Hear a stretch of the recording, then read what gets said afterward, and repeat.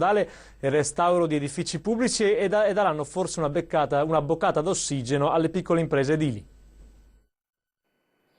Ogni tanto qualche notizia che parla di soldi che arrivano e non partono dalle tasche degli enti locali. La Giunta Veneta ha approvato lo stanziamento di una cospicua somma a 9 comuni vicentini per l'esecuzione di lavori pubblici. Un toccasana che ha l'obiettivo di beneficiare soprattutto le piccole imprese edili del territorio. Andranno a sostegno di tutti quei municipi che si trovano nella necessità di realizzare lavori urgenti come manutenzioni stradali, ampliamenti di strutture o adeguamenti della sicurezza scolastica. Dei 7 milioni di euro stanziati da Venezia arriveranno quindi 100.000 euro a Montebello che serviranno per ristrutturare la scuola primaria Cederle, altri 100.000 euro a Longare per il ripristino del dissesto stradale in via delle Grotte.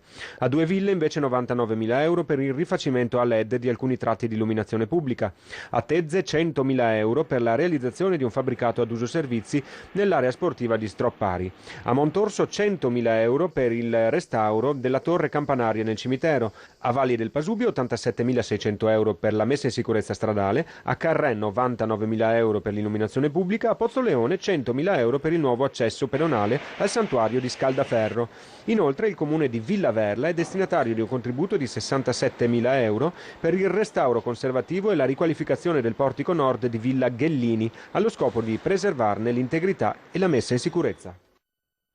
A Tiene ancora per la cronaca sono stati interrogati oggi dalla Procura minori del Tribunale di Venezia i 3 ragazzi